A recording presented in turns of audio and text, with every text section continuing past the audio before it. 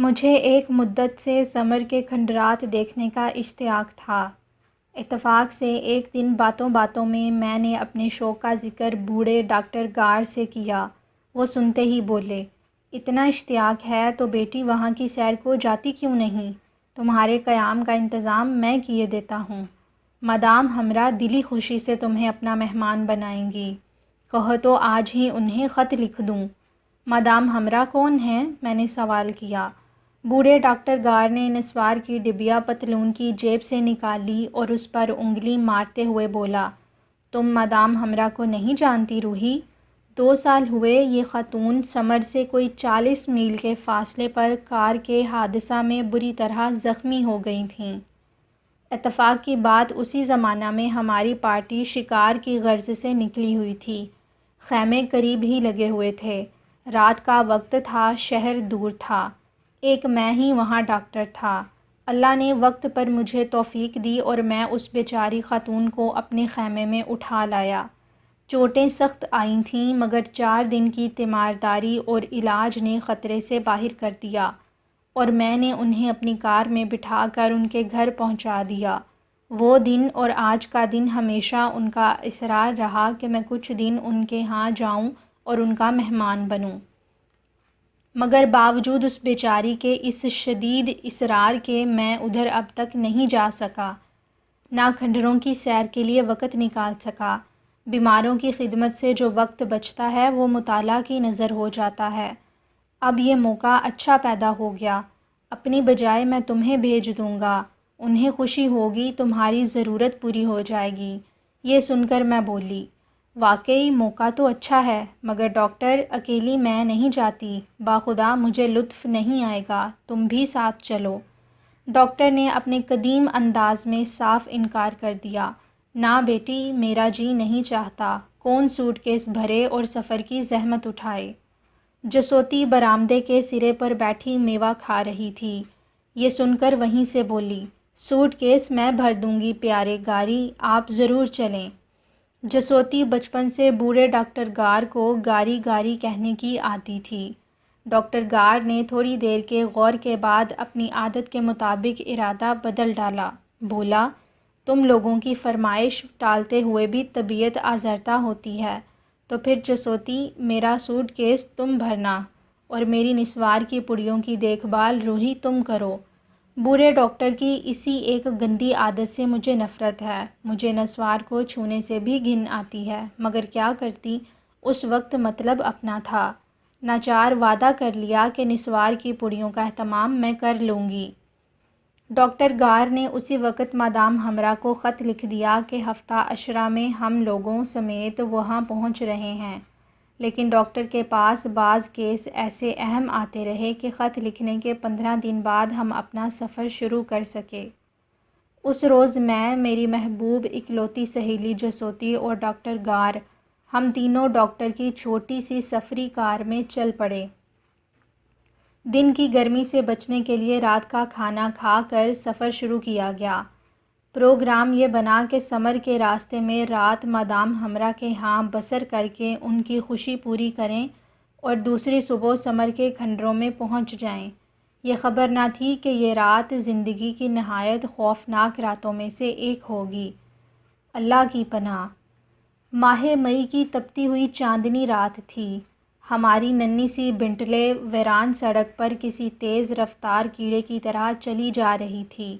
9 بج چکے تھے، خیال تھا کہ 12 ساڑھے 12 بجے تک ہم مدام ہمراہ کے ہاں پہنچ جائیں گے۔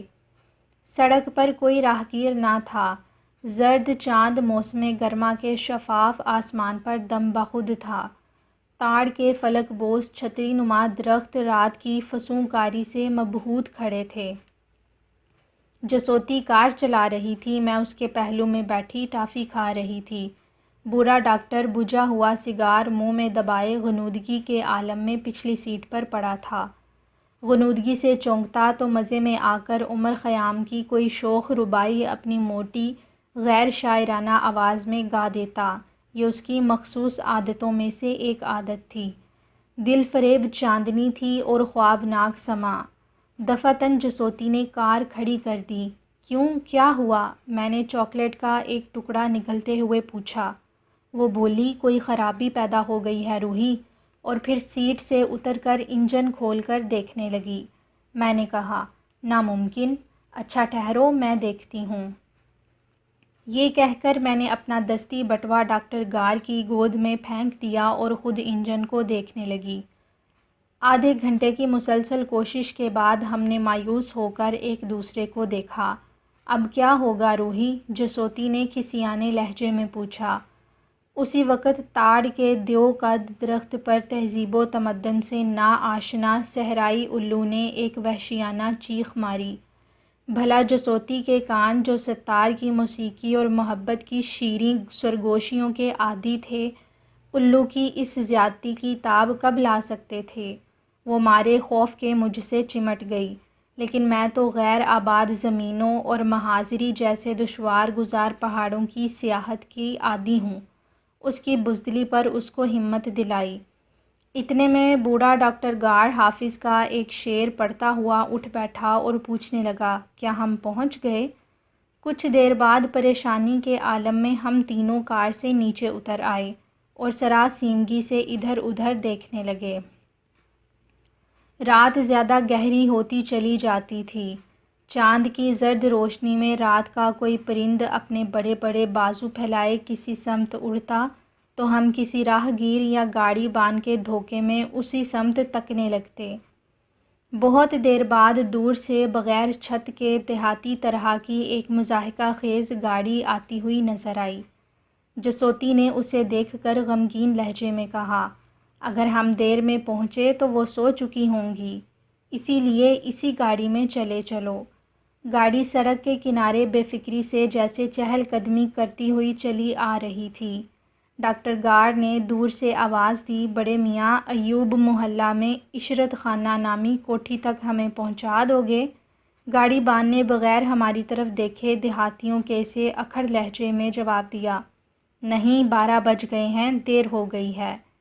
یہ بد تہذیب اور ٹکا سا جواب سن کر بہت ہی غصہ آیا۔ ضبط کر کے میں اور جسوتی اس کے پاس گئیں۔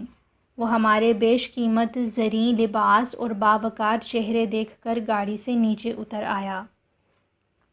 یہ لو، میں نے جاتے ہی چاندی کا ایک چمکدار سکہ اس کے ہاتھ میں رکھ دیا اور بولی، اب ہمیں جلدی سے عشرت خانہ تک پہنچا دو۔ وہ مرعوب ہو گیا اور مؤدب لہجے میں بولا، سوار ہو جائیے حضور، 2 گھنٹوں میں پہنچا دوں گا۔ گاڑی کے پائیدان پر قدم رکھا تو ایسا معلوم ہوا کہ گاڑی سر پر آ کر گرے گی، اس لیے فوراً میں نے اس کا کنارہ تھام لیا۔ جسوتی نے اس کے پہیے کو مضبوطی سے پکڑ کر گاڑی پر قدم رکھا، غرض ہم تینوں چڑھ کر بیٹھ گئے۔ اب گاڑی چلی جا رہی تھی، آہستہ آہستہ، جیسے کسی جاں بلب مریض کا سانس چل رہا ہو۔ چاند زرد پڑ گیا تھا، ہواؤں میں خوفناک سرسراہٹ پیدا ہو گئی تھی۔ بوڑھا ڈاکٹر گارڈ گاڑی کے ہچکولوں سے ناخوش اور چڑا ہوا معلوم ہوتا تھا۔ ہم دونوں گرمی سے نڈھال، ہاتھوں میں خس کی پنکھیاں لیے، جن کی ڈنڈیاں خوبصورت سندل کی لکڑی تھیں، بار بار بےقلی سے پہلو بدل رہی تھیں۔ آہ اللہ، وہ گرم اور ویران چاندنی رات! سانس آگ کے شعلوں کی طرح ناک سے نکلتا تھا، زبان سوکھے پتے کی طرح خشک تھی۔ جسوتی رہ رہ کر اپنی پری کی وضع کی چھوٹی سی نقرئی سراہی سے پانی انڈیل انڈیل کر پی رہی تھی۔ مشرقی ممالک کی یہ وہی گرم رات تھی جس کے متعلق ہمارے ان ایشیائی ممالک میں مشہور ہے کہ سبز چشم پریاں بھی اپنی آبی دنیا سے باہر نکل آتی ہیں۔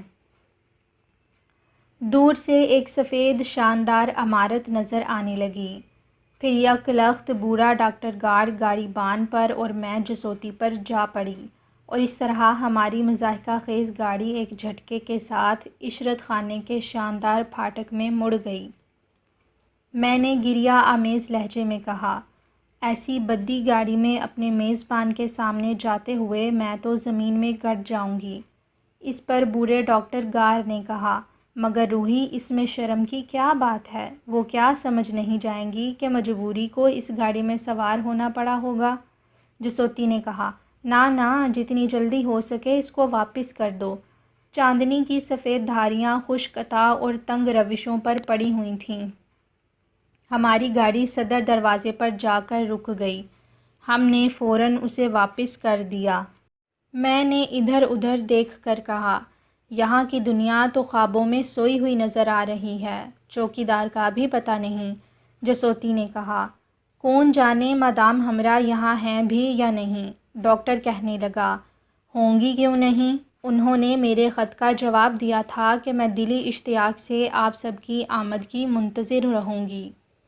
ہم نے دروازہ کھٹکھٹایا، پہلے احتیاط سے، آہستہ آہستہ، پھر کچھ دیر بعد زور زور سے۔ مکان کا طواف کیا، نوکروں کو پکارا، چوکیدار کو آوازیں دیں، غرض جتنی کوششیں ہو سکتی تھیں کر لیں، مگر زرد چاندنی میں سفید مرمری محرابوں والا عالیشان محل خاموش کھڑا رہا۔ وسیع برآمدوں میں لمبے لمبے ستونوں کا عکس چاندنی میں ترچھا پڑ رہا تھا۔ چمیلی کی بیل میں جھینگر اپنا نغمہ تنہائی الاپ رہا تھا۔ جب مایوس ہو کر ہم لوگ زینے سے اترنے لگے تو اچانک اندر کسی کمرے سے ایک ایسی آواز آئی جیسے کسی نے دیا سلائی جلائی ہو۔ ڈاکٹر گار نے چونک کر کہا، ٹھہرو، میرا خیال ہے کہ کوئی جاگ اٹھا ہے۔ ہم تینوں پھر زینے طے کر کے دروازے کے پاس آئے، اس امید میں جا کر کھڑے ہوئے کہ اب کھلتا ہے اور اب کھلتا ہے۔ اندر سے کبھی کبھی کوئی خفیف سی آواز آ جاتی تھی۔ 5 منٹ اسی حالت میں گزر گئے۔ ہم بند دروازے پر نظریں گاڑے کھڑے رہے۔ آخر ڈاکٹر نے حیران ہو کر کہا، یہ کیا بات ہے؟ میں نے شیشوں میں سے اندر جھانکنے کی کوشش کی، وہاں سوائے تاریکی کے کچھ نہ تھا۔ ڈاکٹر بیزار ہو کر چلایا، ارے بھائی، یہاں کوئی ہے بھی؟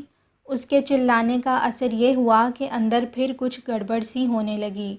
2 لمحہ بعد یکایک دروازہ اس زور سے کھلا کہ ہماری تو آنکھیں بند ہو گئیں۔ اس کا کھلنا تھا کہ تند و تیز ہوا کا ایک سرد جھونکا اچانک ہمارے گرم چہروں سے یوں آ کر لگا جیسے کسی نے تھپڑ مارا ہو۔ میری تو آنکھیں بند ہو گئیں اور ساتھ ہی ہم تینوں کھڑے کھڑے کانپ سے گئے، لیکن دروازے کے سامنے موجود کوئی نہیں تھا۔ ڈاکٹر گار حیران اور پریشان ہو کر بولا، یہ دروازہ کھولا کس نے؟ اندر کی ویران تاریکی میں داخل ہونے کی ہمت نہ ہوتی تھی۔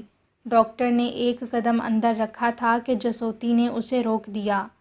بیزار ہو کر ہم نے پھر باغ کی طرف جانے کا ارادہ کیا۔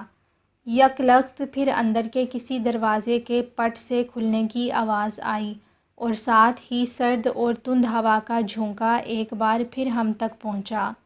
دیکھتے ہی دیکھتے تاریکی میں ایک ہلکی سی روشنی نظر آنے لگی جو بدتریج موم بتی میں تبدیل ہو گئی۔ ہم نے نگاہ موم بتی سے ذرا اوپر کو اٹھائی تو 28-29 سالہ ایک حسین اور دل فریب خاتون نظر آئی جس نے نہایت سادہ اور سفید لمبے لمبے لرزاں دامنوں کا لباس پہن رکھا تھا۔ موم بتی اس کے ہاتھ میں تھی۔ ڈاکٹر گار کو دیکھ کر وہ مسکرائی اور سر جھکایا، مزاج شریف مدام ہمراہ، یہ دونوں لڑکیاں میری بیٹیاں ہیں، انہی کا ذکر میں نے خط میں کیا تھا۔ خاتون ہمراہ نے دلکش انداز میں ہماری طرف دیکھ کر خیر مقدم کے طور پر سر جھکایا، پھر ایک لمحہ بعد بغیر کوئی بات کیے انہوں نے اشارے سے ہمیں اپنے پیچھے بلایا اور روشنی دکھاتے ہوئے خود سامنے چلنے لگیں۔ ایک بل کھائے ہوئے سانپ کے پھن پر موم بتی جل رہی تھی۔ ہوا سے ان کے سفید سفید لمبے دامن ان کے پیچھے دور دور تک لہرا رہے تھے۔ چال ایسی تھی جیسے کوئی پری ہو یا جو ہوا میں تیر رہی ہے۔ سیاہ بال سفید ریشمی چادر کے نیچے ہوا کی شوخیوں سے لہرا رہے تھے۔ اسی وقت جسوتی نے سرگوشی کی، روحی، یہاں کیسی ٹھنڈی ہوا چل رہی ہے، باہر تو سڑکوں پر لو کی تکلیفدہ لپیٹوں سے ہمارے چہرے گرم ہو رہے تھے۔ جسوتی کا فکرہ ختم ہوا ہی تھا کہ ہم ایک عالیشان ہال میں پہنچے جہاں ایک سیاہ لمبی اور پالش سے چمکتی ہوئی چمکدار میز پر مختلف قسم کے پھل برگ نما نقرئی تشتوں میں سجے ہوئے تھے۔ دل کی شکل کی ننھی ننھی کٹوریوں میں شربت رکھا ہوا تھا۔ میز کے اوپر چھت میں کنول کے پھولوں کی طرح کے فانوس لگے تھے۔ دروازوں پر ارغوانی رنگ کے ربن بندھے ہوئے تھے۔ دیواروں پر کسی قدیم جنگ چین کے مناظر لٹک رہے تھے۔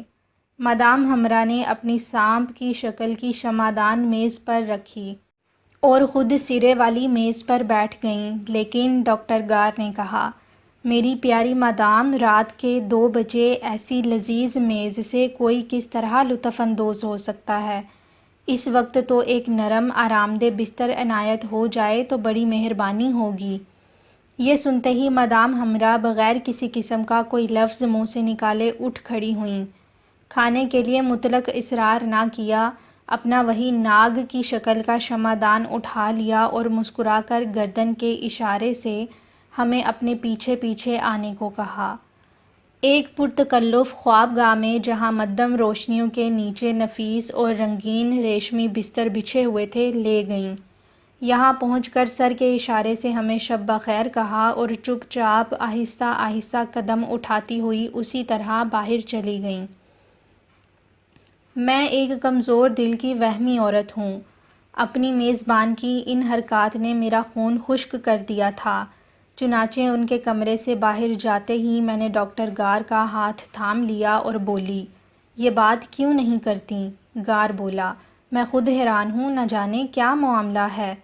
یہاں سے بھاگ چلو ڈاکٹر، میں نے بیزار لہجے میں کہا۔ جسوتی بولی، ان کی کیسی میٹھی شکل ہے، پر کہیں گونگی تو نہیں؟ ڈاکٹر گار نے کہا، نہیں بیٹی نہیں، وہ بے حد باتونی ہیں۔ میں سوچتے ہوئے بولی، باوجود ان کے حسن کے انہیں دیکھ کر مجھے دہشت سی محسوس ہوتی ہے۔ ڈاکٹر گار اپنے کمرے میں چلا گیا۔ جسوتی اور میں اس راز کو سلجھانے کی کوشش کرتی ہوئی کوئی 3 بجے کے قریب اپنے اپنے پلنگوں پر لیٹ گئیں۔ صبح کی عبادت کے وقت عادتاً میری آنکھ کھل گئی۔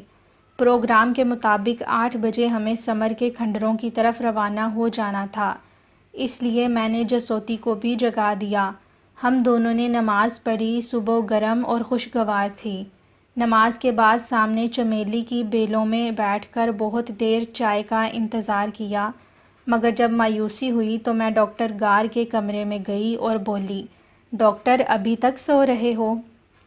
وہ بولے، چائے کے انتظار میں پڑا ہوں روحی، چائے آ جائے تو اٹھوں۔ ذرا وہ نسوار کی ڈبیا پکڑا دینا۔ شکریہ۔ 9 بج گئے اور کسی نے خبر نہ لی، تو میں نے کہا، چلیے ڈاکٹر ذرا باہر نکل کر دیکھیں، چائے یا کوئی خادمہ کیوں نہیں آتی؟ ڈاکٹر گار نے جلدی جلدی کپڑے پہن لیے۔ ہم تینوں وسیع برآمدے سے گزر کر بڑے ہال میں آئے۔ تمام دروازے بند تھے، ہر طرف سناٹا اور ویرانی تھی۔ بیش قیمت فرنیچر پر مٹی جمی ہوئی تھی۔ ایسا محسوس ہوتا تھا کہ کوٹھی کئی روز سے بند پڑی ہے۔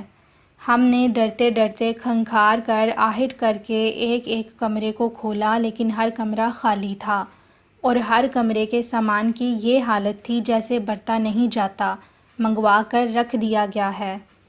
ساری کوٹھی دیکھ ڈالی، اس میں کہیں کوئی متنفس نہ تھا۔ ہمارے دلوں پر دہشت ایک بوجھ کی طرح بیٹھنے لگی۔ پریشان ہو کر باہر باغ میں نکل آئے، سمجھ میں نہ آتا تھا یہ راتوں رات کیا ہو گیا۔ نوکر کدھر ہیں؟ مدام ہمرا کہاں غائب ہو گئیں؟ 10 بجنے آ گئے۔ ہم پریشانی کے عالم میں اس ویران گھر کے زینے پر کھڑے سوچ رہے تھے کہ کیا کریں۔ اتنے میں دیکھا کہ بوڑھا ملازم باغ سے ہو کر اندر آیا اور چپ چاپ ایک کمرے میں داخل ہو گیا۔ پھر اس نے فرنیچر نکال نکال کر باہر رکھنا شروع کر دیا۔ ساتھ ہی ساتھ وہ زور زور سے روتا بھی جا رہا تھا۔ ہم لوگ تیزی سے اس کی طرف گئے۔ وہ ہمیں دیکھ کر ٹھٹک سا گیا اور پھر حیران ہو کر ہمارا منہ تکنے لگا۔ ڈاکٹر نے پوچھا، مدام ہمرا کہاں ہیں؟ بوڑھا حیران ہو کر دیوانوں کی طرح ڈاکٹر کا منہ تکنے لگا۔ ڈاکٹر گار نے پھر کہا، ہم ان کے مہمان ہیں، مدام ہمرا کہاں گئیں؟ بوڑھے نے حیران ہو کر کہا، مدام ہمرا؟ آہ حضور، بیگم صاحبہ کو تو سانپ نے ڈس لیا تھا۔ ان کے انتقال کو آج پورے 10 دن ہو گئے۔ آج گھر کا سامان نیلام ہونے والا ہے۔ یہ سنتے ہی میں نے جسم میں ایک پھریری سی محسوس کی۔ رات کا وہ پراسرار سرد ہوا کا جھونکا پھر ایک دفعہ مجھے قریب محسوس ہونے لگا اور میں بید مجنوں کی طرح کانپنے لگی۔ اس کے بعد مجھے بالکل یاد نہیں کہ کیا ہوا تھا۔